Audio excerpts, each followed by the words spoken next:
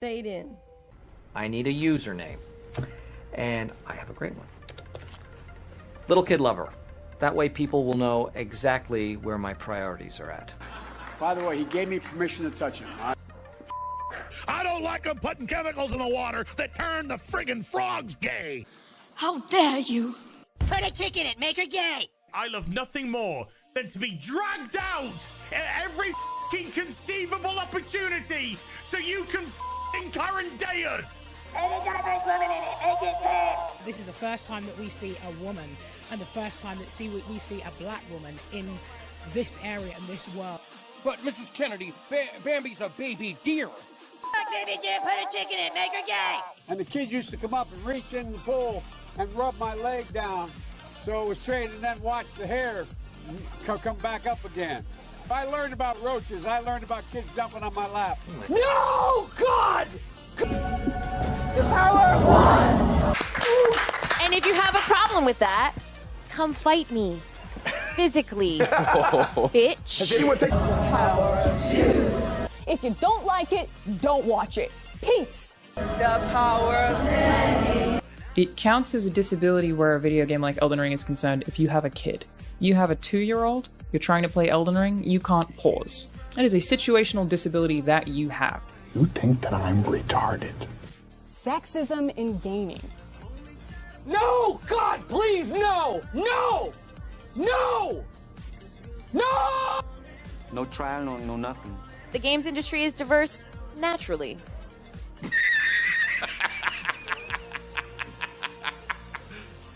Not because anyone's making them be diverse. Because the world is diverse, you stupid mother. F***ing pronouns! F***ing gender ambiguity! You serious? Journalists, we have a special jail for journalists. Serious crap! Do not come. Do not come. I'm gonna come. You keep doing that, no one up here is gonna call you Donald Trump anymore. We're gonna call you Donald Duck. Yeah. Weird. Oh my God! Okay, it's happening.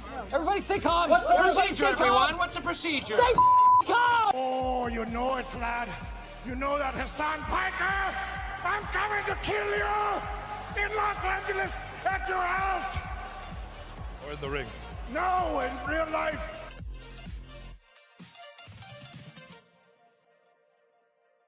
Well, hey everybody, welcome back. Happy Monday. Happy to have you guys here with me.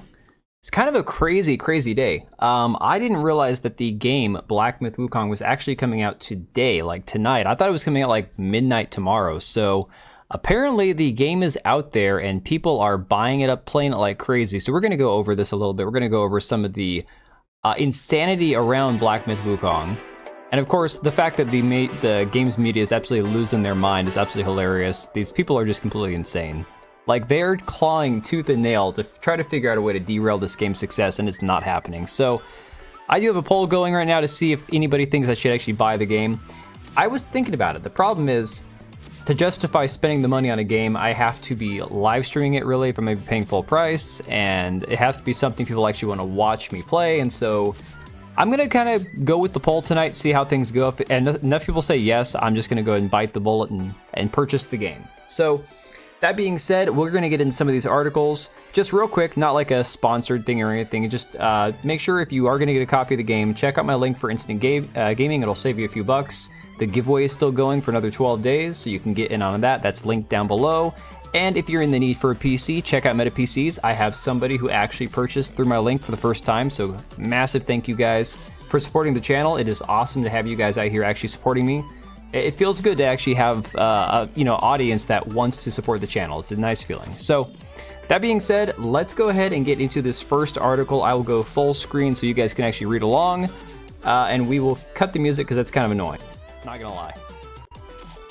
Oh, come on, turn off. My damn hotkeys aren't working. Give me one sec. Technical difficulties here. There we go. Mouse works.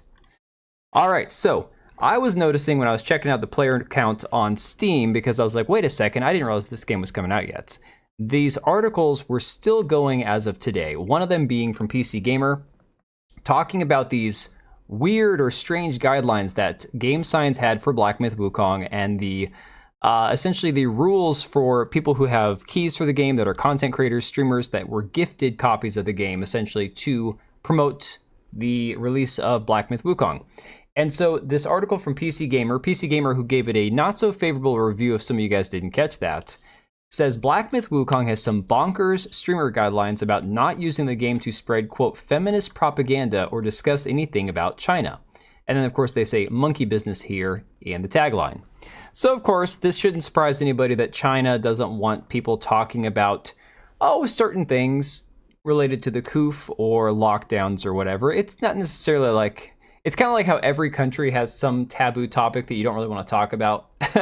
I mean, in Germany, it's kind of like World War II, I assume. They don't want to talk about specific things in relation to their game or their studio. I don't blame them for that. It's like, hey, we don't want to give our game to somebody who's going to badmouth China. So I think that's a reasonable request. Is it a little authoritarian? Yes. But again, are you getting a copy of the game to stream to your audience for free? Well, then shut your mouth and play the game, I guess. If you can't do that, buy your own copy and then you can say whatever you want to. I think that's the whole not being bought and paid for aspect, is if you're worried about things you want to say, don't take the free copy of the game. That being said, PC Gamer and a bunch of other outlets had to come out and say, Black Myth Wukong releases tomorrow and is really rather good, as PCG's Tyler Culp said on his way to awarding it a handsome 87% in our review. These animals may not have thumbs, but they sure have hands. The game has run into further controversy, however, and remember, further controversy means that it's basically, they're quoting the initial IGN article that has now been debunked about how the game had this, the developers had this toxic workplace environment and they're all sexist and misogynistic. Well, we've gone in depth about how this is not even true. This is not the case. Like, there's all this mistranslation and bad faith translation going on in terms of the game itself. What the hell am I smelling? I swear to God, my neighbors are doing something with chemicals downstairs. Holy shit. Anyways. Modern audience, yeah.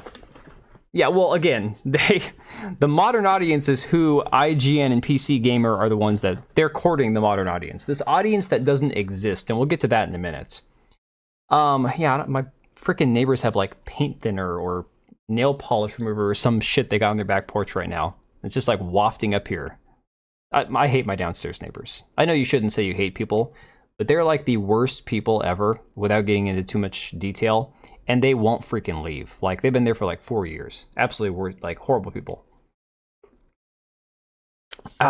So it says, over an email sent from its marketing team to content creators planning to cover the game at launch, and this is regarding the further controversy aspect. Co-publisher Hero Games is distributing Steam keys to these individuals. I didn't get one. I'm like, guys, I would have taken one. I would have kept my mouth shut about the coup for lockdowns or whatever. I would have just played the damn game. Like, I've been covering this rather positively. Like, where's my key? Whatever. If I want to play it, I'll buy it. Co-publisher Hero Games is distributing Steam keys, which comes with a link to a Google document containing some rather wild conditions for coverage. The text consists of lists of do's and don'ts, with the former being simply enjoy the game, before we get to the more questionable stuff. This includes some standard requirements that you get with almost any pre-release code, such as not insulting other streamers, offensive language, and humor. Then it veers off completely, saying that the streamers playing Black Myth Wukong must not include nudity, feminist propaganda, fetishization, and other content that instigates negative discourse. Well, I don't think that's necessarily a bad thing. Not just like the feminist propaganda or the fetishization, but like everyone's like, why would they include nudity? It's like, well, let's say you're somebody who has like an OF account and you're one of these Twitch streamers who has like the boobs out the whole time and you're just trying to funnel people to your other site. Maybe there's some aspect of that some overlap there where they're like, they don't want somebody who's like being super promiscuous on their stream representing them while they're playing their game. I don't think that's like a crazy request. You know, I don't think that's that far-fetched or that way out there as far as like, hey, if you're playing our game with a Steam key that we gifted you, don't be acting like, you know, like a thought online or some shit. I don't know. I don't think that's that crazy. Yeah, for real. I don't know what I'm smelling, but that is unreal. Maybe my wife has nail polish remover. I don't know, but she's on the other side of the apartment. This immediately set off alarm bells because the major controversy, again, citing the IGN report from last year that's already been debunked, over this game has been about a history of sexist remarks from developer game science leaders outlined in an IGN report last year. The studio has gone bunker mode about these during the release period, and such attitudes don't appear to permeate the game, but taking aim at feminist propaganda is a terrible look. I don't think so. I think it's a great look. I think saying, hey, don't be pushing your feminist crap while you're trying to play our game, I think, hey, that's based China. Like, again, you don't have to agree with everything that a government or a foreign country does or says, but there are some universal things that are like, hey, that's super based. I'm cool with that. Like, as a universal truth, get the feminist propaganda out of here. Things don't get better as the guidelines move on to subjects that are sensitive within China, the home country of game science and hero games. Streamers are told not to use trigger words such as quarantine or isolation or recoof, a requirement that seems to relate to various theories about the origin of the outbreak. Well, okay. Yes, I agree, Purple, but good luck with that. Twitch doesn't care. Twitch is happy to push the boundaries and promote these girls because it brings people to the site, provided that they don't face too much controversy, such as like getting so far out there that they are forced to ban them. You know, Twitch is happy to take the money as long as they don't have their hand forced. Hold up one second, guys. I have got to get to the bottom of what the hell it is I'm smelling. Like, if it's not my neighbors, I mean, I can shut my back door over here. If it's not the neighbors, I don't know what in God's name it is I'm smelling. So just give me 1 second. I'm going to play some wonderful music for you guys. I'll be right back.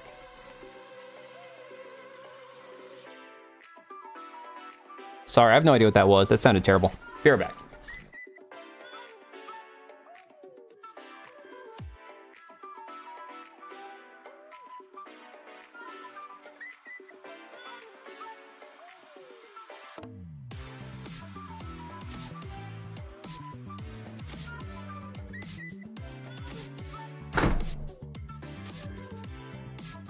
No, Lequis, it's not weed. It's like chemicals. No, they smoke weed down there. I'm used to smelling that. The deep lore on my neighbors. When they first moved in a few years ago, downstairs, because I've been in the same apartment for like 8 years now. When they first moved in, they were pretty cool, pretty chill. And then right away it started with all the screaming, the fights, the cops getting called on them, not by me, by other people. And then I started getting weird chemical smells up in my apartment through the dryer vents. I was sure they were cooking meth down there. Now I'm convinced they're too stupid to know how to cook meth. And I'm not even kidding. They've had notices put on their door that they were going to get evicted. They haven't moved yet because, you know, they paid their rent finally in time. And it's just been years of them screaming and cursing all hours of the night, banging on the walls, fighting outside in the backyard. I mean, just complete ghetto-ass shit, right? And the cops know about them. They won't do anything about it. The freaking landlord won't force them to leave. They keep letting them stay. So, I mean, it is what it is. So when I smell a chemical, I'm like, at this point, I'm not shocked. It is what it is. Yeah, I don't want to see thoughts either. It's like, you know, enough of those exist on the internet. We don't need them playing video games too. Yeah, Purple, I agree. Unfortunately, so many people are all over the spectrum when it comes to smoking, vaping, weed, all of that. You know, it's like I'm pretty anti all of it as far as like health goes. But, I mean, interesting people. Yeah, no, scum of the earth, based on the shit that I've seen them do and talk about, and the hell and misery that they've given me for like the last 4 years. No, they're terrible. Anyways, we're gonna get back to this article right here. It says, finally, it gets explicit. Do not discuss content related to China's game industry policies, opinions, news, etc. This one is quite weird because Black Myth Wukong is loosely based on Journey to the West, a classic Chinese novel and arguably the single most popular and influential literary text in Asia. Talking about Journey to the West without talking about China in some manner almost seems like an exercise in futility, even if the real reason for overbearing guidelines like this is probably that Hero Games doesn't want streamers using its game as a jumping off point to discuss wider allegations about the Chinese industry. Well, I mean, you guys are having a good time. You guys got Game Key to review, and you're trashing China and their, you know, culture and stuff. So I don't understand the difference there. Weed gives you panic attacks? I've never tried it. I've had, like, secondhand high from being around it and stuff. But, like, I've never smoked it myself. How are you doing, Deadhouse? Hey, Dark, you gonna buy the monkey game? Yeah, dude, I'm considering it. I'm really thinking about it. I don't know if I want to spend the money or not, you know? But I'm really toying with the idea. The problem is I've got so many freaking games, and I've gotten a ton of like indie game keys for like these just independent developers that have sent me, you know, keys through like Keymailer and all these other websites. Hey, try our game out. Let us know what you think. It's like, okay, I'll put it on the back catalog. Like I got this one. You guys have probably seen those Baitong or Bitong, those controllers that you can get on Amazon that look like, you know, really cheap Chinese knockoffs. They freaking sent me one that I've been messing around with, and it seems decent. I've only played it with it for like an hour. I was playing some Elden Ring the other night, and overall I'm like, well, this is a decent controller. I don't know if I'd spend $140 on it, and there's got to be some catch to it because I'm looking at all the reviews, and it's like they're all like 5-star reviews from people who were gifted it, and then like the 1-star reviews from people saying, this thing dies after a week, you know, don't waste your money. So I don't know, but yeah, I'm thinking about it. Oh, Fallout 76. That's the only Fallout game that I ever tried playing, and I made it like 4 hours in, and I was just like, I don't know. Something about it just didn't make me want to keep playing it. Some Twitter mobs tried to make a female hybrid deer human girl because she has horns. They tried to make her... Oh my god. Well, dude, that's the thing. Anything and every time that they can, they're going to try to like claim something as being non-binary, gender conforming, gender fluid, and hell, that's just the way things are.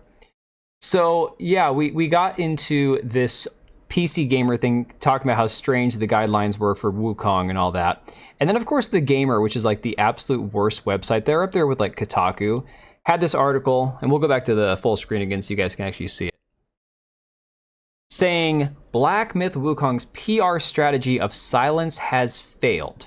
So this is their take on it. This is from 10 hours ago, okay? The PR strategy of silence has failed. And what they're talking about is when the freaking reporters from IGN and from a couple other outlets tried to ask the developers at the different game conferences about these allegations, They basically said, oh, no, we're going to talk about the game. We're not going to talk about this other nonsense. We're not going to answer questions about this. We'll send you a statement later on, right? And so freaking The Gamer and Kotaku and IGN and PC Gamer and all these other outlets got all pissed off and all bent out of shape because Game Science wasn't addressing it. They were just ignoring it, saying, we'll talk to you about it later. We'll deal with it later. Right now, we're talking about the game. So then I saw this article from from The Gamer pop up about Black Myth Wukong. I'm like, okay, I got to read this. And I'll probably make a separate video and upload this in the morning because this is pretty freaking hilarious. So from Tessa Cower, or Core, says Black Myth Wukong is on its own terms an uncontroversial game and a pretty good one at that. As reviews have come in, including our own, it becomes clear that critics have generally enjoyed it. It garnered an 82% rating on OpenCritic, receiving praise for its polish. Now, I think, again, one of the things you got to consider is it's only at an 82 because 2 different outlets gave it like a 6 out of 10. It should be more like a 8.5, 85 out of 100, 8.5 out of 10, maybe closer to a 9. And of course, China gave it like a 10 out of 10 because it's a Chinese game. So, I mean, that's, you can assume that bias right there. It's kind of an obvious, you'd assume any game that has this kind of attention from its own home country is going to give it a 10 out of 10. Says, and more importantly for me as an Asian gamer. Okay, so she identifies with this because she's Asian. I see how it is. Successfully translates the Chinese mythology of monkey god Sun Wukong into a compelling action RPG. For a lot of players outside of free-to-play gacha titles like Genshin Impact and Zenless Zone Zero, Black Myth is the first game to truly showcase the capabilities of the Chinese video game industry. And again, I do think that that's a really cool aspect because everyone knows China for being like, oh yeah, we've got, like the microtransaction-filled games and the mobile games and crap that, basically nobody takes seriously. If we're being honest, I don't have any respect for mobile gaming. Like, I know a lot of you guys probably play mobile games. For me personally, it's like the whole, you got games on your phone? No, I have no games on my phone. I don't want games on my phone. I couldn't care less to have games on my phone. So sorry. Just not for me, That being said, this being their big first attempt into non-mobile gaming, it looks pretty fantastic. Like, absolutely freaking amazing. But she goes on to say, and yet controversy has swirled around the rather inoffensive title long before its launch. The resurgence of the Gamergate movement has partly been fueled by bizarre conspiracy theories linking coverage of developer Game Science unsavory history to a DEI extortion ring. The theory goes that a consultancy firm named Sweet Baby Inc. I love it that they act like nobody knows who this company is by this point. Tried to blackmail Game Science for $7 million in guidance fees. Also, nobody said that it was Sweet Baby Inc. They said a DEI consulting firm. Furthermore, I think it's funny that all of these media outlets are jumping on it saying, oh, it's a crazy conspiracy theory, guys, and yet all of these outlets are all using the same exact article from back in November that's already been debunked as like a reason to attack Game Science, at the same time saying, oh no, there's no coordinated attack, guys. This is crazy conspiracy theory talk. This is, it's insane. The Recon Cloud Controller, huh? Is that who makes that? Yeah, I don't know. See, for me, Fallout 76, I just, there are so many crafting survival games out there, and I've played a shit ton of, for a while I was hooked on Ark, and then I realized I sucked at it, and I stopped playing. And then I put a ton of hours into Valheim. I've done a bunch of other games, but, as far as survival games, I just never really got into Fallout 76. I don't know, something about it just really couldn't draw my attention. But, it is what it is. Let's see, it says, beyond this tinfoil hat theory being entirely ridiculous, none of it holds up to scrutiny. I'm not interested in arguing about conspiracies and giving them any credence, nor am I interested in debating whether or not the coverage is factual or not. No, because you know it is and you don't want to talk about it. What I am interested in is how Game Science has handled or not handled the controversy around its game and how it's continuing to kneecap itself with bad press. All right, so now you get into the meat and the potatoes of the article, the actual bones of this thing here, and it's pretty freaking hilarious. Game Science has had many opportunities to speak out about player perceptions, to speak out about player perceptions of the studio, to speak out about the media's perception of the studio, okay, not players, and media coverage of the allegations against it. The only people that have a problem are the media, not the players, and we'll see why in a second. The studio's founders are active on Weibo, and the game has social media accounts that post regularly. At least 2 journalists have brought up the allegations at hands-on preview sessions and been met with refusals to comment. One of those journalists was promised a statement related to the reports of sexism, and when she asked for the statement, was told the studio would only answer questions related to gameplay. Good, get stuffed. I mean, seriously, get stuffed, whatever. It's clear that game science is very aware of the discourse around its game. It's just actively choosing not to say anything. That isn't really a problem in itself. While it's a clear effort to wait the allegations out and hope they're simply forgotten, I can understand a smaller studio choosing to just shut up and let the game speak for itself instead of creating a politicized firestorm around a decidedly unpolitical game with a statement. It's not great optics-wise, but there's logic behind it. But then we saw the creator guidelines. And then she just gets into the creator guidelines about, like we already talked about, no feminist conversations, no nudity, don't talk bad about China. You know, it's pretty, in my opinion, stuff that you'd expect. Like, I think it's pretty common sense, okay?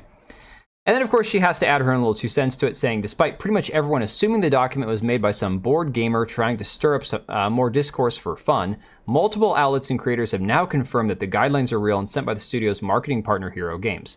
A report also says the document was not part of a sponsored content agreement where creators are paid to give a game positive coverage, and these guidelines, while still bizarre, would be more par for the course. Game Science tried to influence general coverage of the game by extending its own policy of silence to content creators, which backfired very quickly. I'm still waiting to see the backfire. Like, if they offered me a key right this minute and said, hey, go ahead and stream this game tonight, sign this little thing that says you're not going to talk shit about China, and you're not going to bring up, you know, the coup or whatever, and you're good to go, I'd say, I'm cool with that. I got no problem with that. But, you know, somehow that's backlash. There's like some crazy backlash with that. So the author of this article, Tessa Cower, very interesting person, right? I brought it up on Twitter, but we can just kind of go through it right here. This is a they-them person, okay? Now, what's funny is, other than the nose ring hanging from her ring, she seems in her pictures like a very lovely person. Like, she seems like she could be a generally good-looking, normal-looking person. But it's always the people that work for the gamer that have like these weird mental illnesses and stuff. And you can see in her bio here, it says, Tessa is a features editor at the gamer. When they're not playing video games, they're lifting weights in the gym or reading in the park. Touching grass is essential. Find them on Twitter or email them at. Again, this is a person who's a female who goes by they, them. And this is not one of those questionable, is it a man, is it a woman? This is an obvious female, okay? But they, them. Favorite games. I love narrative-driven games that engage with contemporary issues. Think The Last of Us 2. That right there should be all you need to know about this person, okay? Industry-focused. I'm most interested in industry trends, diversity in games, and critiquing media through a progressive lens. Oh my god. She's one of those, okay? Being told not to do something from those with the mainstream titles always seems to have the opposite effect. Dude, that is it the Streisand effect? I can't want to say Barbara Streisand. The Streisand effect. It's real. It's a legit thing, okay? Turtle Beach. I actually had Turtle Beach headset. I've still got it. That I bought from my Xbox controller.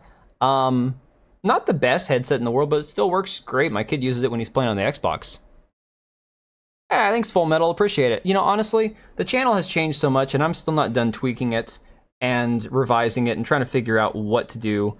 I wanted to combine more of all of my pop culture videos to this channel and use my other one for a real podcast. So I'm still trying to figure shit out, guys, but I appreciate you guys for hanging. Again, the support's been great. I mean, hell, the fact that I finally sold one computer for Meta PCs, I've sold a few games for Instant Gaming, you know, we've got a couple channel members, all those things, and the fact that the channel's still growing, I'm happy with all that. I could always be shooting, like, setting my sights higher, but at the moment, I'm like, you know, guys, we're all in this together, we're growing slowly, things are moving, I love it. It's all I could ever ask for. So, this person here, though, is a complete lunatic. However, what I find absolutely amazing is, despite this person, Tessa, over at The Gamer, claiming that all of this controversy... Look at the headline, okay? The headline is what I find absolutely hilarious. Their PR strategy of silence has failed. Have you guys checked and seen how many people are playing this game right now? Have you actually looked and seen what the Steam player count is? The game came out like 2 hours ago. I thought it comes out tomorrow night at midnight. It came out like a couple hours ago, okay? Currently on Steam, we have got 1.4 million people. 1.4 million players right now, and the number keeps freaking going up. Okay? Oh yeah, no, Desert, that's 100% true. I could say I'm bisexual. Okay, so guys, I'm bisexual now. Don't ask me what that means, I don't know. Because I'm only attracted to women and I'm married to a woman. And I'm not gonna have sex with men. But I can say I'm bisexual, and that puts me as part of the alphabet community. So... That's pretty cool, Andrew. Yeah, I don't always catch when that happens because honestly, like I try to keep tabs on what everyone else is covering and not like double up too much on it and then try to do a different take on it and stuff. But like today, my wife was helping me at work because I've just been swamped. So there are days that I watch videos all day long while I'm working, listen to my headphones, and days where it's like today, I'm like, I don't know what anybody else is talking about. I got nothing. I think I watched like 2 videos today from people I actually follow. But yeah, 1.4 million. Now, let's put this in context, okay? Let's put this in comparison. This is a game that the base edition retails for $60, okay? I could do the math in my head, but I'm not going to do it. Let's just say, hang on. Total dollar figures here, okay? Let's say it's 2 million because 1.4 million people, the average is there's like 60% of people buy games that they never play. Let's round it up to 2 million people. If 2 million people bought this game for $60, not even including the deluxe edition, this game has already sold made $120 million, okay? Assuming this game didn't cost $200 million like Spider-Man, they're going to make their money back within the first 3 days. Okay, even if it costs $200 million, they're going to make their money back within the first 48 hours. Absolutely insane. Compared to Suicide Squad, oh, dude, Suicide Squad, there's nobody playing. Even Hogwarts Legacy, guys. Hogwarts Legacy, which was phenomenal as far as the reception for it. And again, we don't have PlayStation numbers. We don't have those numbers to look at because these damn companies won't share that information with us. But if you just look at it in sheer numbers of PC players, because all we have to work with, the peak for Hogwarts Legacy, which was an amazing game from what I've been told, I've thought about picking it up like a dozen times, but when would I play it? I have no idea. It was only 879,000 players, and that was a year and a half ago, and there's still about 4,000 people playing it right now, which is decent. I think that's all right.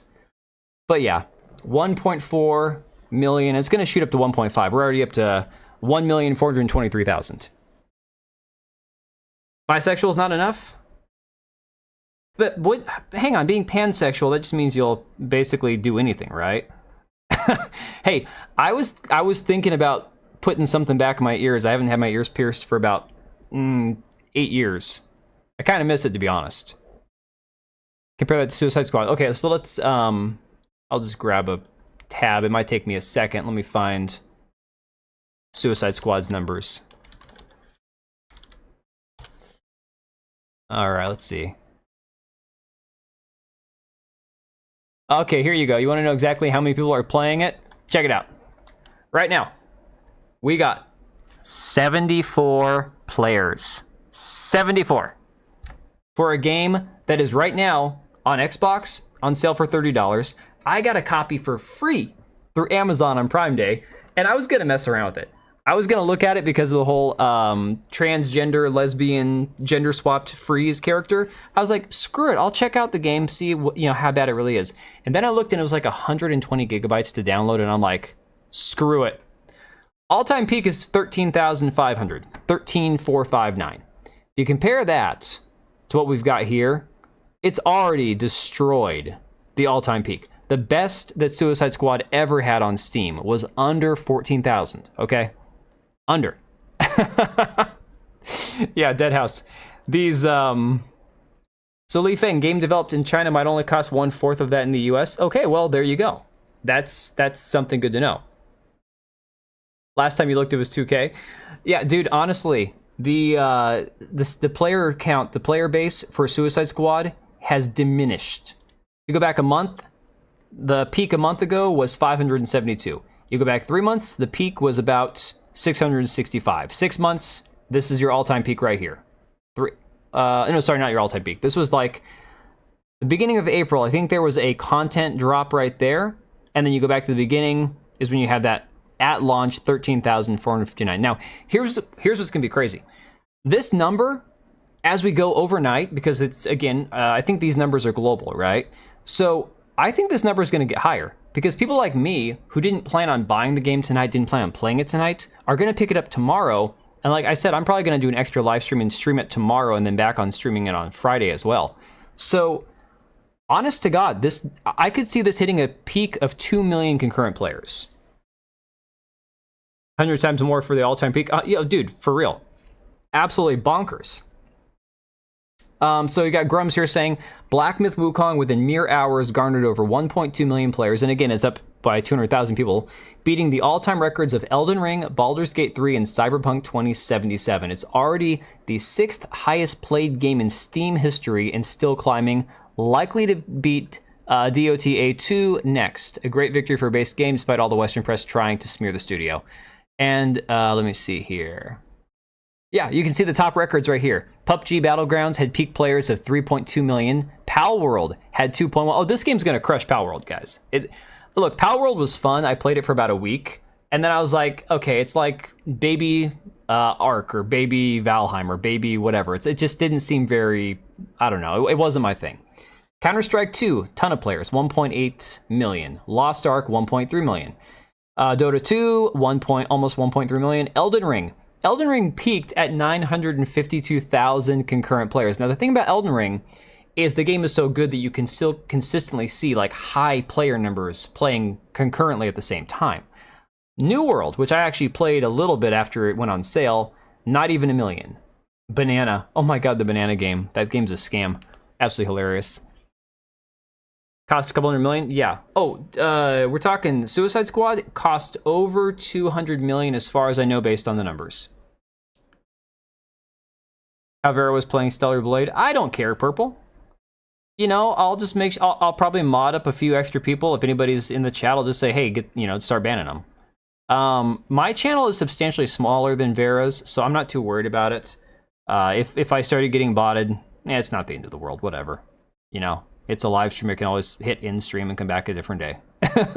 I'm impervious to internet bullying. I couldn't care less. I told somebody earlier today, referred to it as an internet persona, and he's like, oh, so you're saying you're fake? I'm like, no, I'm saying the internet's not real. I'm actually more real online than I'm in real life, because in real life I have to be nice to people. In real life I have to be courteous and respectful, and I don't say what's on my mind 24/7. On the internet, that's a whole different story. So no, it's not an act or me being fake, it's a persona. It's not a character, it's my channel. It's not real life though. It's like, I did other things in the last 48 hours in real life that had nothing to do with any of this, and if the internet ended tomorrow, my life would still go on. But yeah, so again, if I get botted or if I start getting harassed on a stream and it just gets to be where I can't take care of it and clean it all up, screw it, don't care, whatever. You know, Stellar Blade is one of those ones that I'll pick up after it's on Steam. I'm not buying a PlayStation for it. Again, my kids have been bugging me for years to buy a PlayStation, and it's not like I have an issue anymore with PlayStation. I was an Xbox guy, so I hated on PlayStation for no reason whatsoever. Now I'm totally fine. I have no console war grievance with anybody. I just don't want to buy another console. You know, my kids have a computer that can play games on. They have an old Xbox. We have a Nintendo Switch. I have my computer. We don't need another console. So, what do we have next? Oh, here we go. Let's see. Dread Roberts a little bit ago said, and that's it. Black Myth Wukong just took the number 5 spot of all-time peak on Steam, beating Dota 2. So yeah, again, it already passed Dota 2. So hang on. So what numbers are we looking at now? So to beat, let me see here. What does it got to get to next? So it's already passed Lost Ark. So now it's on its way to Counter-Strike. Let's see if we're up to 1.5 yet. All right, so the numbers are slowing down a tiny bit. Still pretty impressive. Well, consoles are worth it if you are looking to do like recreational, just chilling on the couch with your kids playing Smash Brothers, you know? Yeah, Andrew, and that's my entire point. It's not, people want to use this and say, oh, you're a grifter and this and that. It's like, no, it's just, I can separate my internet life from my real life, and I value my real life far more than my internet life. So that's all that I intend to mean by that, you know? Yeah, Deadhouse, I feel you there. That's the thing. It's like, I know that, you know, I need to pick up Ghost of Tsushima now that it's available, or that it's... Ghost of Tsushima, is it available yet, or is it available for pre-order? I can't remember. But I've been dying to play that game. And of course, Stellar Blade's one that I'm going to pick up at some point. And yeah, there's a lot of games that, because I didn't want to buy a PlayStation at different points in my life, that I missed out on because I never had one. So I never played any of the God of War games, like back when they were really good. I didn't have the ability. Hey, Blu-ray. Oh, man. So we're talking about botted. We're getting view botted on Twitter. Up to 107 total viewers across my streams, and ain't nobody on Twitter talking. Oh, it is out. Okay. Yeah, that's right. I've got it on my Steam wish list. I'm just debating when I want to pick that up. I'm gonna pick up more games in the wintertime when work quiets down and it's easier for me to stream a little bit more, because in the wintertime when I'm stuck inside or Lord knows what, I'll probably spend more time on my computer than anything else. That being said, it is gonna be one of those things where I'll have to find the time, because right now I'm like, hey, I could have covered this in a video or done a live stream, and so I chose to do a live stream, and I'll probably end the stream at about 11 o'clock and make another video and try to upload that for the morning. So see, Blu-ray, I've only played a couple Final Fantasies, so it's like I have a hard time. Like, when am I gonna jump in, and where's the starting point for all the Final Fantasy games? Like, if you're not gonna go back to the very beginning, like the original and a few other ones are the only ones I've played. You gotta remember, like, I grew up loving video games, but I had a mom who hated them, and my parents couldn't really afford them because, again, talking about accessibility, shit was expensive, man. I mean, things were pricey when I was a kid. Game journalists and controversy to extortions. Obviously, the article was talking about DEI consultants. Yeah, JD, honestly, you know, the thing is, these people all know that they're in on it. They all know that they're all scummy, conniving little weasels. And the reality is they're going to do everything they can to gaslight people and say, you're crazy if you think that there's some extortion attempt. Okay, so maybe there wasn't an attempt to extort them through a DEI consulting firm. But you know that IGN wanted a freaking apology from that studio. They were dying to get them, to nail them to the wall, to, you know, to pin it on them that, oh, you guys were these terrible people and we just want you to admit to it and be publicly embarrassed. And, you know, this is like icing on the cake for them, right? Every game is on its own? Oh, I thought there was a little bit of like storyline, what's the word I'm looking for? Not sequential. Maybe it is sequential.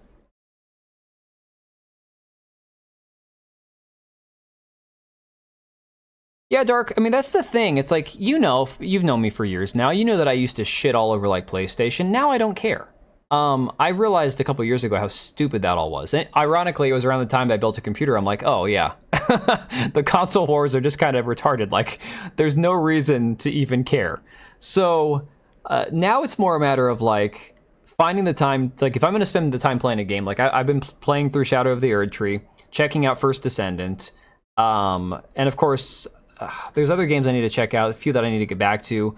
Valheim, my poor guy, the poor bastard, I died on the way to the Ashlands. My armor is still floating in the water. There's still one of those like bone eel things that shoots acid protecting my shit. I have to get there without my boat melting, get my stuff back, and then go kill the Mistlands boss so I can go back to the Ashlands. Like, I got all this stuff to do, all these loose ends to tie up. But it's like, if I choose to live stream a game, that's one less night that I can actually cover a topic and make a video on it. So it's a give and take, guys. There's just so much to try to figure out. Yeah, and the mods too. Dude, Victor, I actually didn't even mod a game until, like, you helped me mod that server you had for Minecraft. Other than that, I didn't even mod anything beyond, like, Crusader Kings 3. I think I modded that one, figured out how to do it. That is so weird. I always thought the Final Fantasy games all connected together. That's strange. So, yeah, basically, this game is doing freaking numbers. It's actually, like, okay, so it's up to 1,433,000 now. And again, I'm shocked that it blew away Hogwarts Legacy so fast. It's absolutely unbelievable.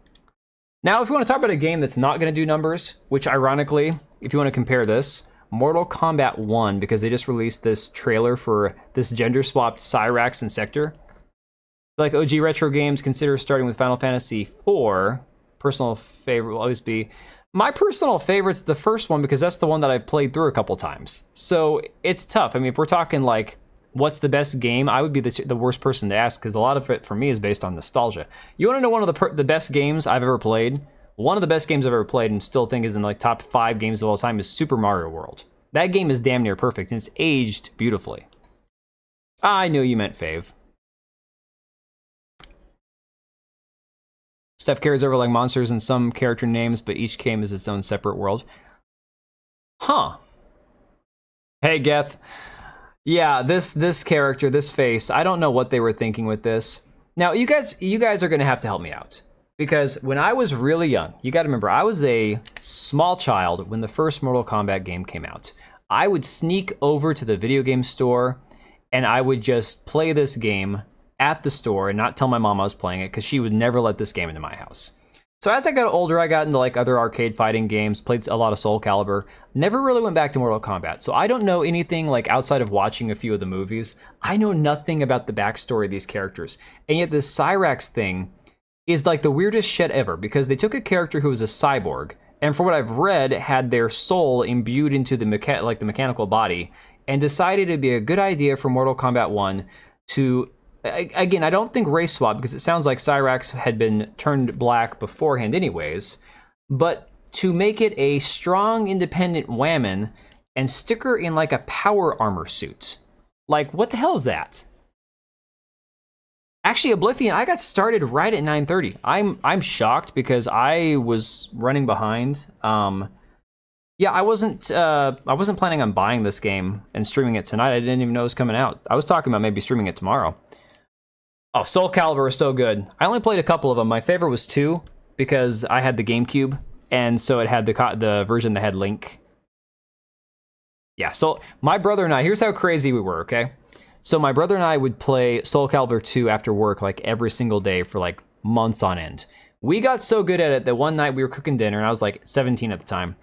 We were having dinner like spaghetti or something. We decided to sit and eat our dinner and play Soul Calibur with our feet. Like we were using our toes to control the buttons, and we weren't half bad. Like not even kidding. It was pretty crazy. Yeah, well, here's the thing. Okay, so the character, it was a black guy. I don't know how long he was a black guy for, and I don't know how, like, for example, I'm just gonna mute this. Hang on. Where are you? Okay, that line right there is just so cringe. We got the whole Wakanda forever thing going on. But what weirds me out is the fact that they have to keep showing her face so much when clearly, like, you go back to the original character, it was supposed to be like a cyborg or like a robotic body. And then they decided to swap her from being, I guess he was from one country and now she's Bosnian, not Bosnian, Botswanian, I guess, like from Botswana. I don't know. It's the weirdest thing. And then you decide to make her a human instead of a cyborg. You put her in like an Iron Man suit rather than have her be a robot or a cyborg. I don't understand the decision making behind this, other than that they just wanted to have a strong black female in the character, in the role, you know? Never touched another MK? So he was always black. Okay, well, there you go. So I saw some people complaining about like the race swap. I'm like, guys, I'm pretty sure based on what I've read, he was always a black character. And then they did like a face reveal or whatever, and it was like, okay, they confirmed he's black, fine. Move on with your day. Like, that's not a big deal, at least it seems that way. But then the idea that they had to take both these characters, and it's an alternate universe, which we all know we love so much, because, you know, freaking Marvel has made everything a multiverse. Yeah, you see from like Mortal Kombat here, in 2011, it's a black guy. So again, I don't think it's an issue of like a race swap. I think it's this weird, cringy desire to, for some reason, oh, that's cool, John put my video on there. I didn't even know that he did that. The character was great. Yeah, I mean, black guy turned into a robot. For me, it kind of has like that kind of a Spawn element to it, based on what I read. Apparently, he was like cast into a different dimension or something and had to have a vampire bring his soul back and put it into a robotic body. Am I thinking of the right character? Or is that like a different version of the story? I don't know. Either way, it reminded me of Spawn. And I'm like, that sounds pretty freaking awesome. But they always ruin great characters? I mean, dude, that's just the way things go. The design looks cheap. So much of everything nowadays looks cheap, man. Mortal Kombat RPG. Yeah, so I think I was reading about one where you could actually make your own character, which, honest to God, was my biggest issue with the movie that came out. Mortal Kombat, the movie from like the early 90s, was better, in my opinion, than the new movie that came out like 3 years ago. And I'm not even kidding. I'm not even kidding when I say that. The quality of the movie, the newer one, I absolutely hated. I don't know what the hell the deal was with that movie, but I hated it so much. Yeah, Jax was black. Big black man, and big tough guy.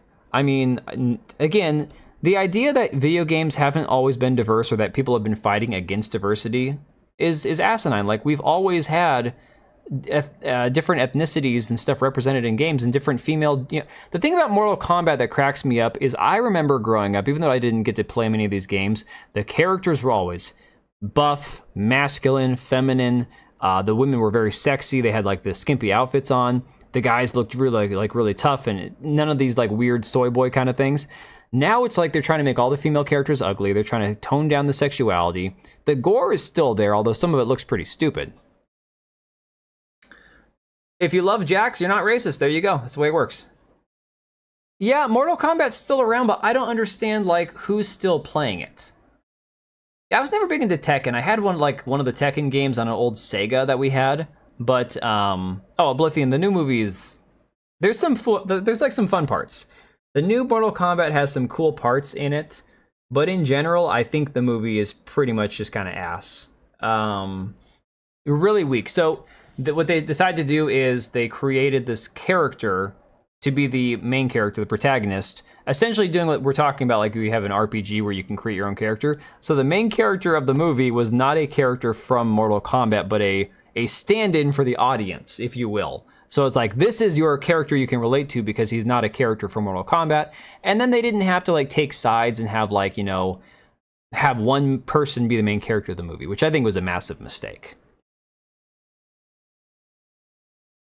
There's been a few of them where they toned down like how sexy the girls were. And it was, you could tell it was a definite decision on their part. And again, these are companies that have been involved in the inclusivity and diversity stuff, and how they just flat out don't want to misgender or misrepresent or not have enough diversity in their games.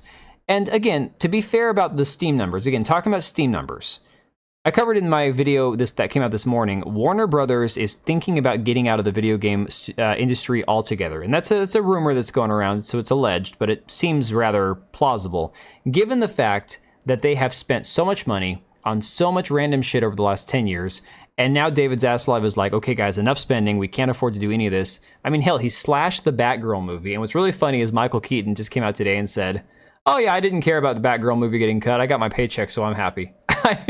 I mean, I kind of want to say based on that one, he's like, yeah, I didn't cry over it, it was just another movie, you know, I took a paycheck and that was it.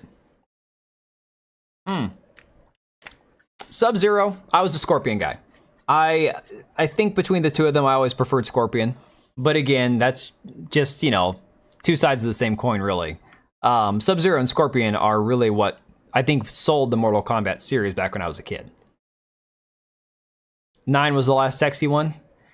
Guys, that's the thing. I've said before on many of these videos, like, I'm not that person that needs my characters in games to be over-sexualized. And I hate to use the word sexualized because that's what the media will say, and they're like, oh, you guys are just a bunch of perverts. I just want my characters, if they're women, I want them to look like women. I want them to look feminine. They don't need to be like drop-dead gorgeous all the time, but they need to look like freaking women, okay? Like, come on. Yeah, hell, Scorpion. Scorpion was awesome. The DC characters in Mortal Kombat were pretty good too. I mean, I always thought it was a cool idea, like having like Terminator and stuff in there, and like, you know, you could have hell, it was kind of like how they threw Spawn and Link and stuff. And who did they put in the PlayStation? Who got the PlayStation Soul Calibur in Soul Calibur 2? The character that they put in PlayStation 1. I can't remember. It wasn't Kratos from God of War. I can't remember who it was. But yeah, anytime they do that kind of crossover stuff, I mean, it works. Sometimes it's pretty cool. You forgot Hogwarts is Warner Brothers? Yeah. That was their one game that has really done numbers for them. And they're talking about making a sequel.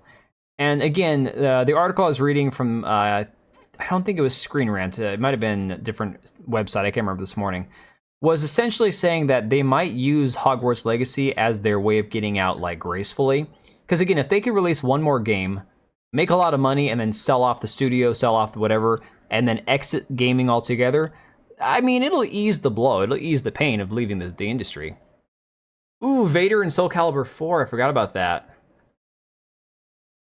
Marvel vs. Capcom did it first. Heihachi. Is that who it was? I think that's who it was. Yeah, that sounds familiar now. I was just, as a Nintendo guy, as a geek that grew up on Nintendo games, I loved having Link in Soul Calibur 2. I thought that was like the coolest thing ever. I didn't even play him that much, but just having him in there, I was like super excited about. Now, I played a lot of Cassandra. I liked the sword and shield. Astaroth doing like the big body slam attacks and shit. I always liked like the big beefy characters. My brother, he was like all obsessed with Ivy, and so I'm not even kidding. 90% of the time he'd play Ivy and put her in the skimpiest outfit possible. Okay, so that was Heihachi for PlayStation. Yeah.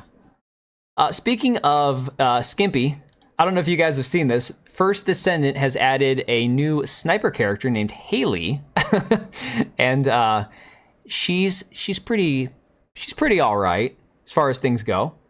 Now again, First Descendant. I've streamed this a little bit. I've talked about this during my streams. I don't think First Descendant is like the best game I've ever played. I think it's similar to Warframe. I think Warframe does the story better. I think for Warframe having such a weird studio full of like these weird wokey purple-haired nose ring freaks, Warframe has been a consistently amazing game with its own flaws here and there, but that game kept me busy for like 150 hours. I played it for like 1 year. It was crazy. I really enjoyed Warframe. First Descendant has a lot of the same stuff going for it, but in my opinion, the story I find to be like, I don't even watch like the dialogue scenes. I skip right past it because I'm just like, I don't know. Something about listening to it in English, the voice acting's not very great. It's your birthday. Hey, Burner, happy birthday. Let me see if I have a happy birthday sound here. I don't think I got a happy birthday sound on here. Damn. Let me see here. No, I got nothing. But we'll give you a round of applause. Everyone say happy birthday to Desert Fox. Now the question is, are you older than I am? Because I am now officially, as of last June, 2 years from 40. And I'm feeling it. You played Taki? Dude, there are so many characters that applied to, okay? Oh, Geralt. I forgot that they had Geralt in there. Yeah, I wish I would have picked that up. Getting to the same spot as Destiny, everything is void.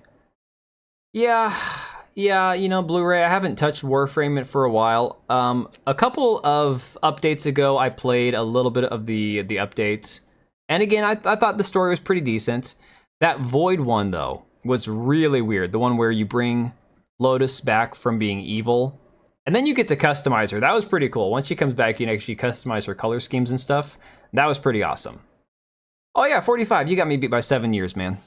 Ha, I'm not the old man here anymore. You are. I'm just teasing. You're only as old as you feel, and sometimes as old as you look. So we have this character. It says, Season 1 of the First Descendant introduced skilled sniper Haley and loads of new content like the first episode Invasion. Updates during preseason focus on bug fixes, weapon balance, and player feedback, with more on the way for Season 1 launch. Season 1 brings a new battle pass, ultimate Descendant dungeons, weapons, skins, yada yada yada. All the stuff that I'm not going to be paying for, because I'm going to play this game like once or twice a month probably. It's good fun. It's just, for me personally, I'm just not finding it to be like super like captivating yet. I just haven't been like hooked on it yet. Gameplay's cool. That bunny character I got to play is really awesome. We're all old men yelling at clouds. Hell yeah, Deadhouse. That's the funny thing too. It's like, if you look at my average audience, some absolute numbnut was trying to like tell me like, oh, you're just trying to influence children and get them into your political way of thinking. I'm like, dude, the average person watching my YouTube channel is my age. Like, I think I had like less than 1% in the 13 to 17 age category. Like I said before, I think I have more women that watch me than men or boys ages, or children, I guess you should say, 13 to 17, because I don't know if they're male or female. It's just that age bracket. Not perfect, but it's addictive. Yeah, Full Metal. I mean, that's the thing. I find the gameplay is pretty fun, and it's a lot like Warframe. So it's like, if you want a reskinned Warframe with a less confusing story, not as good of a story, but definitely less confusing, I feel like the barrier, the entry barrier is less with First Descendant, because there's so much shit in Warframe that you have to keep track of. And my God, I got to the point where it's like, there were things I never did in Warframe because I just flat out didn't understand what I was doing. So anyways, we have this new sniper character. So we'll play a little bit of this trailer because I find it absolutely hilarious. And this is one of these things, I guarantee you're going to start seeing more articles attacking this game because of the fact that there's so much fan service, because of the fact that they don't have ugly ass women in it. They all have attractive, good looking men, good looking women, curvy bodies. So the trailer, I'm just going to play like the first minute or so of it. It's pretty hilarious. I mean, right off the bat.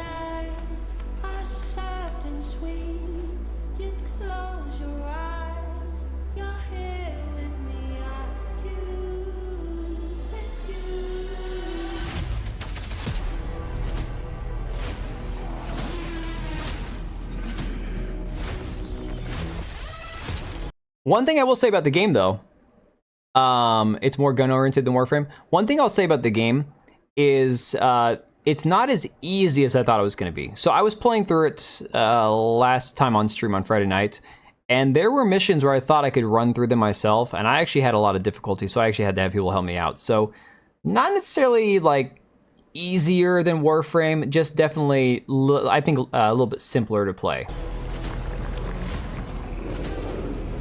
Nice bum, where you from? Probably not from anywhere around here, I don't think. But again, just take a look at this. Just compare. Hang on, let's go. I'm gonna go full screen for you guys since we're watching a video.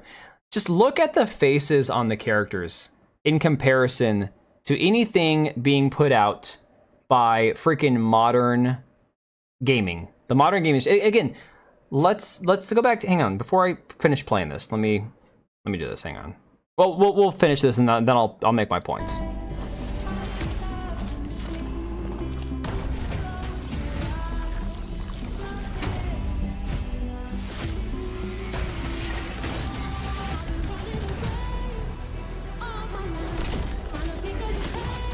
You know what it is about this game? I hate to keep interrupting. What it kind of reminds me of is the success Palworld had.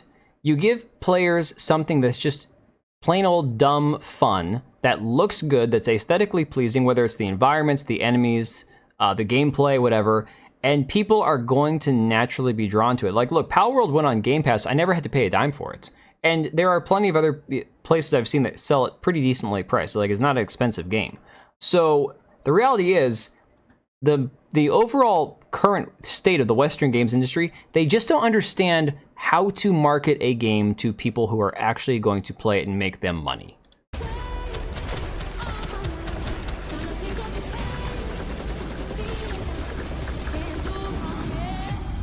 That's quite a face on him.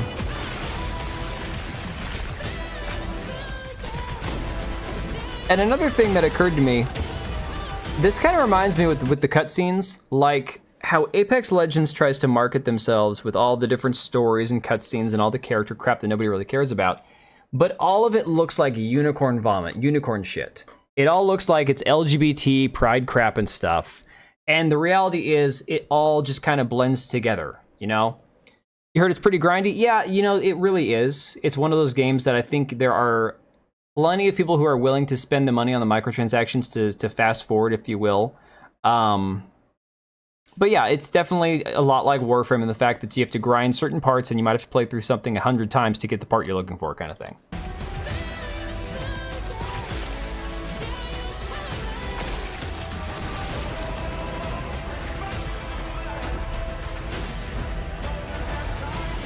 And there's Bunny.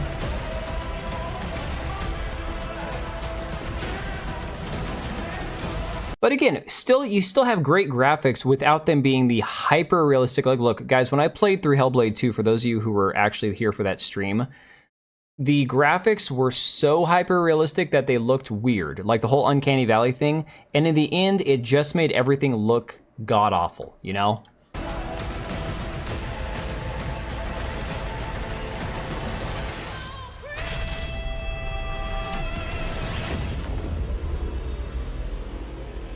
Again, Western game studios just need to learn how to properly, like, develop and market a game. That's what it comes down to, in my opinion. Have I played Triple Z? No, I haven't. Entire era of Western entertainment's a write-off. No one will be nostalgic and revisit any of the woke nonsense. No, they absolutely won't, and that's the thing.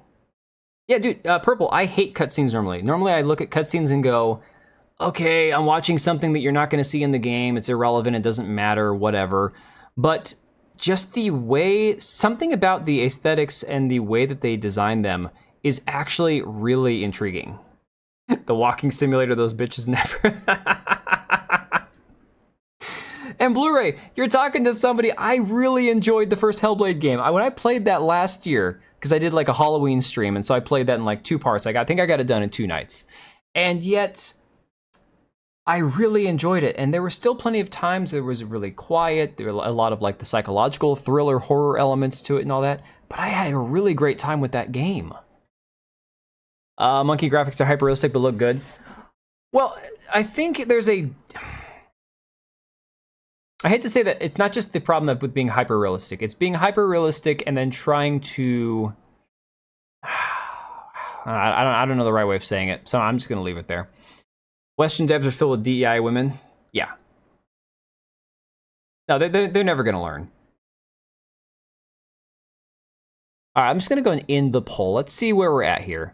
So, where are we at? What's the total number? All right, 37 votes. 75% say buy the game and stream it tomorrow. Okay, I'm gonna think about that because that's. I'm really tempted, guys. I am super tempted. If I had known that it was available to play tonight, I would have just played it tonight instead of doing a live stream talking about it. But I saw those player numbers and I'm like, oh my god, I just have to.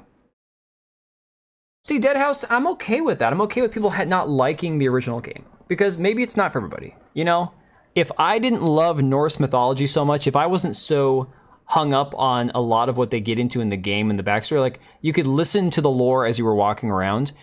When you do the same stuff in Hellblade 2, where you activate the little runes or this little standalone, like, what's the word I'm looking for? They're like these little tablets, but they're standing upright. There's a word for it, I can't remember. Monoliths, I guess you will. You can walk around and listen to the guy narrating the story and giving you like lore and history of the gods and the characters. In Hellblade 2, when you walk away from it, the audio stops. So that's the point. It's like, I'm not going to bother activating it and then standing there for 5 minutes with him talking. If I can listen to it while I'm playing the game, great. There's just so many things like that they just did so poorly. You're currently playing it? Oh, man. Oh, I made you buy all the Dead Space games? All right, let's go. You hope Elder Scrolls 6 won't be woke. Good luck with that, man. What Eastern Studios understand is what players want, both men and women. Badass, muscly dudes, eye candy females, kick-ass weaponry appeals to both. Yeah, just the two genders, 100%. Yeah, that's really what it is. So yeah, I get that Hellblade wasn't for everybody. And I'm like, you know, I'm totally cool with that. Like, look, there's plenty of games that you can say, hey, this game sucks, this game's great, or this game's just not for me. I think it was just one of those ones that's just not for everybody. And as long as there's some market for it, this is the thing. This is the opposite of the whole modern audience conversation, okay? Games like Suicide Squad where there's nobody playing it. That game was not for anybody. The modern audience doesn't exist, as we've seen time and time again. And so that game flopped because A, the gameplay wasn't good enough, B, the launch was a disaster, C, the characters were hideous. I mean, the fact that they had Sweet Baby Inc. working with them and they chose to hire people like the voice actor for Joker, somebody who's involved in the voice acting industry, who's an activist, who I've talked about multiple times and done articles on him, where he essentially is just trying to pair up gay characters or non-binary characters with gay, non-binary, trans characters who are real-life people, voice actors, because he thinks that you need to have these characters played by these people when it's just voice acting. It's like, these are the people that they put in positions at Rocksteady to make the game from the ground up. It wasn't just the consulting agency. The consulting agency helped them hire the voice actors and hire like a lot of the different people they put in place to market the game, make decisions for the game. And this is what's causing the games industry to collapse, is everybody thinking you have to do all this crap, all of this, diversity and inclusion stuff, rather than just have a standalone great game, regardless of what kind of diversity it has. Nobody knows what it is, Nobody has a clue what the modern audience actually is. Well, Blu-ray, the thing is, I don't mind when they make the new IPs like Concord or Flintlock. Flintlock, there's a fun one. Let's check. Oh, man. Again, we have to be fair before we look at the numbers for Flintlock. You have to be fair because this game is also available on Xbox, on Game Pass, so it's not just Steam numbers, okay? Currently, 12 people playing it, all right? Yeah, anime dubs aren't Japanese, so that'd be racist, right? This game peaked at less than 650 people, okay? And if we could actually look at the Xbox numbers, there's no way this game probably had more than a couple thousand Xbox users playing it. And half of those were probably using it on Game Pass, okay? Because again, with Game Pass, you don't have to take the risk of buying the game up front. And Game Pass, we all know, does not reward these studios with much money. The people that put their games on Game Pass, they're hoping to get exposure to have future sales of the game on other platforms. They know that they're not going to make much money by leasing it out to Game Pass, essentially. Okay, well, Deadhouse, the thing is, I know that there was some controversy, though. Yes, it was on Game Pass. I actually thought about playing it on Game Pass. Vera Dark, she streamed it on Game Pass because she didn't have to buy it that way. Yeah, it was on Game Pass day one. I could have actually played the damn thing if I really wanted to. Yeah, Wild, that's the thing is they think... Okay, let's go back to this person here, Tessa. Tessa at The Gamer, okay? There's anime voice actors who wanted dubs. Well, dude, think about it this way. Freaking dude from the Game of Thrones, Peter Dinklage, the little person, we'll say, will be politically correct. That man, by going after Hollywood for hiring little people for roles of like dwarves and stuff, caused Disney's Snow White to take real job opportunities away from other dwarves or little people for the role of the dwarves, and instead they put these horrific, awful-looking CGI dwarves in there, okay? So the idea that, you know, you need to have, like, it's the only franchise they're still looking forward to, yeah. The idea that you need to have, like, people that resemble, like, the voice actors and shit is stupid, but in situations like that, you should have people who fit a role or fit a certain, you know, characteristic of the role playing that person. It just works. It makes sense. But again, not politically correct. Probably shitty optimized. Yeah, actually, I saw a lot of the issues people had on Game Pass were that it, took them away from Time Bandits also. Again, that's your modern audience. Oh no, you can't put a little person in that role. That would be bigoted. Why? Because they're little? Because they're short? Because they're a dwarf? Because they suffer from a condition that makes them look like a dwarf? I mean, how is that bigoted?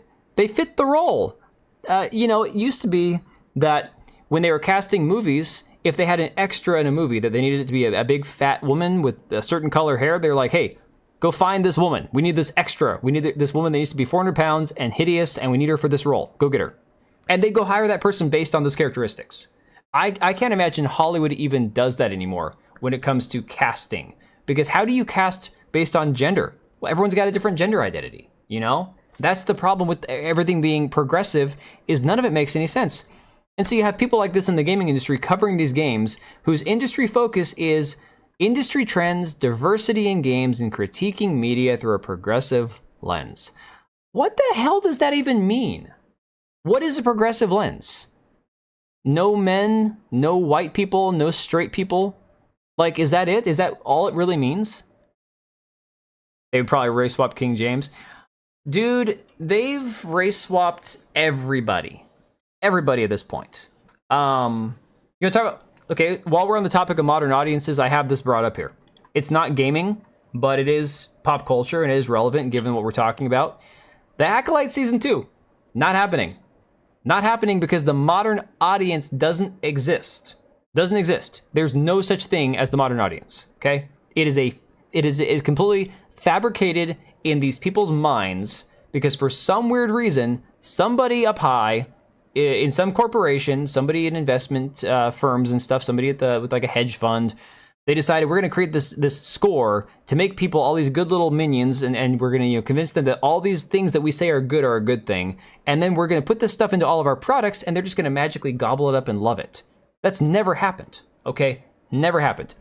So, article here from that Park Place says, a new report details that Lucasfilm and Walt Disney canceled Leslie Headland's The Acolyte series in the wake of Nielsen reporting the season finale had abysmal viewership numbers. And this is the reason I bring it up, because this goes hand in hand with the lack of numbers of games like Flintlock. Look, 12 people playing. If we refresh, it's probably down to 11. So that person called it a night, went to bed, okay? Oh yeah, Mark Hamill's an asshole, but that's a whole different topic.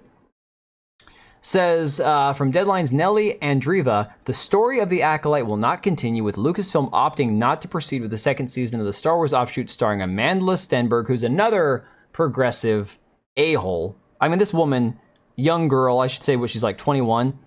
She is everything that's wrong with Hollywood, and it's not because she's half black, it's because she's an a-hole. Like, people need to understand, diversity is not an excuse to be a complete dick to everybody around you. Progressives probably hate femboys and tomboy because they don't. Yeah, exactly. They either just want their bag or they're too cowardly. I think it is a combination of both. Look at Blake Lively. Okay, so let's get this out of the way. I don't follow Hollywood more than like this kind of stuff. I don't get into the personal lives of celebrities because I just flat out don't care. The Will Smith stuff was pretty funny, so I did cover some of that. Who this person's married to and all this other stuff, I couldn't care less. I don't care. But you know, Ryan Reynolds' wife, Blake Lively, she's in big trouble. Okay, she's in hot water because of the fact that she said a word that I can't say on YouTube, the slang for a transgender person. I cannot say that word on YouTube. I can't write it on Twitter. I can't say it on here. I don't know why. I don't know when it became a slur, but you guys probably know which word I'm talking about. And she said that like apparently a few years ago, and now they're trying to cancel her for it. A couple of years ago, it wasn't even a slur. It was a description of what the person was. You know? Yeah, I mean, he did help Gina's case. I would say that. Telling half the country to go force themselves is probably not a good look for Mark Hamill, Disney, or Star Wars. You don't know how you'll ever live not knowing the next part of the story. I'm glad that I didn't watch a single episode of this, didn't pay for Disney Plus to be able to watch it, and I can escape without having to watch a second season of it. So I'm happy. I'm thrilled. There's other Here's the thing, guys. I've had this thought for a while. What happens with all of us reactionary grifters when all of this stuff suddenly magically goes away and everything gets better and everything we have to talk about is positive all the time? Well, that'll never happen. I mean, things will change and evolve. What's woke now might not be woke in 20 years, or what's progressive now might not be progressive in 20 years, or instead of ESG or DEI or bridge, there might be a different acronym. But this stuff's never going to be gone. It's never going to go away. So it's like, you know, it is what it is. This stuff, unfortunately, has existed for, what, a century, practically, when it comes to, like, the idea of destroying the family and destroying gender norms and, you know, infiltrating and taking over from within, called transsexuals. Well, I mean, transsexual, transgender, it's kind of the same thing again, but then they say, well, gender identity is different from sexual or sexuality as far as like your actual gender. I don't know, dude, don't even get me started. It's all like a giant jumbled mess of words. None of it, the words don't have any meaning anymore. Anyways, continuing on about the show, says this report comes in the wake of Nielsen releasing its data for the week that the Acolyte series finale aired. The show only managed to garner 335 million minutes watched. This was less than the 2-episode premiere, which brought in 488 million minutes. I want to know how many million minutes a month Mr. Beast gets. I wonder if there's a way to track those analytics, because you know that there are YouTubers, TikTokers, streamers on Twitch, on Kick, even on Rumble, I'm sure, that get more millions of minutes watched than the Acolyte did. You can bet your ass that somebody was getting way more than that. Nielsen's viewership numbers reflect a significant decline in reviews per episode of the series on IMDb. The first episode received 26,000 reviews, while the finale only received 11,000. Ouch, I didn't even know that the finale had like 15,000 less reviews. WW Pro says, said source tells me that Leslie Headland does not, as of right now, have a contract for season 2. Oh, you can bet your ass she doesn't.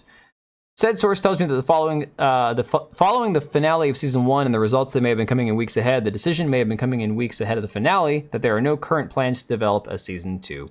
That could change. Kathleen Kennedy can always make that decision as long as she has a contract, which we believe she has a contract up until October of this year. Are we really going to do this again?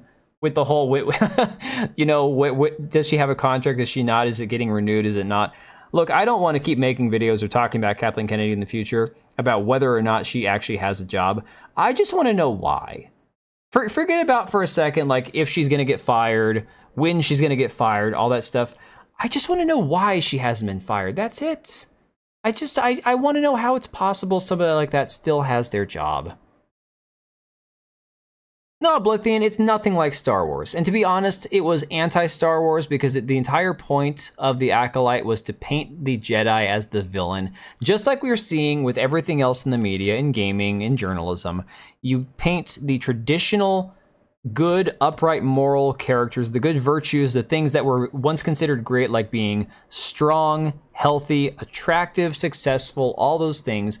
You paint those as what's evil and wrong with the world, and then you project your own like self hate or whatever that that Leslie Headland seems to have into, yes, but these villains, they're just like me because they have all these internal issues, therefore they have to be the good guy. So again, there are so many statements from Leslie Headland saying how she relates to the Sith and how they're secretly the good guy or how they're the hero. Just like the freaking Rings of Power where they're saying Sauron's the hero of his own story. That's how Leslie Headland viewed these characters she created, okay? She knows where the bodies are buried. Dude, 100%. Yeah, that pendulum's swinging, but, you know, it's not there yet. Play Knights of the Old Republic? Maybe. If I pick it up, then maybe. The thing is, that's a long-ass game, isn't it? That's like a... God, how many hours is that to finish? I know it's not probably like 80. Maybe it is, I don't know. Could be longer than that. It's been a really long time since I actually saw a full playthrough of that game. Like I said, I watched my brother play that years ago. Back when we were still living in the same house, and I was playing something else, and he was playing that, and I'm like, damn, this game's good. Never got a chance to play it myself, though. Too busy working, doing other shit. All right, hey guys, I think I'm gonna wrap it up there. It's not quite 11 o'clock. I want to try to get a video recorded and uploaded for in the morning, covering all this, because I know that this insanity with Wukong is just gonna keep blowing up. Let's plan on this. I'm probably gonna go ahead and pick up the game, and if I don't decide to pick it up and stream it tonight, I'll make sure to tell you guys in the posts in the community tab on YouTube. But let's just plan on that. I'm probably gonna go ahead and pick it up. We'll stream it tomorrow night if I can manage to get this all figured out. Yeah, the push to make the villains the good guys a real thing. I've noticed this in Disney movies specifically, with children's movies, with the cartoon characters, but trying to make the villains sympathetic, trying to make them less controversial. It's like, I don't want my kids to think the villains are the good guys. I want them to go, no, the villain's the bad guy. It's okay if they die in the movie. You know? Just can't even make bad characters have good motivations. Yeah. So 40 hours. Okay. I could do that. 40 hours isn't bad. Thanks, Oblithian. I will. So guys, yeah, make sure you check out Instant Gaming. Like I said, the site is trustworthy. It's not something where you got to worry about getting scammed. Giveaway is linked down below. That's going for about 2 weeks still. You can pick any game you want to on the site if you win. And right now, there's only about 120, 130 people in the giveaway. So you still got a pretty good chance at winning. And again, anything else, there's games on sale all the time. They're always a little bit cheaper than Steam, and they got different Steam keys, Epic keys, all that good stuff. I am gonna hit the hay, guys. I appreciate all of you for hanging out. I will catch you guys later. I'm gonna try to get some videos recorded and uploaded for tomorrow. Let me see if I can get some exit music without screwing everything up. Not likely, though.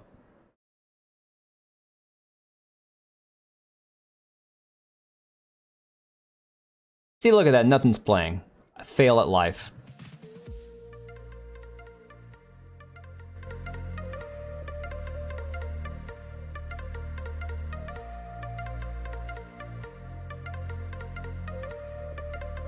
Alright guys, and again, thank you all for hanging. I appreciate it. I appreciate you guys for watching the videos. I appreciate you guys for being here in the live streams. It's just been a blast the last 6 months.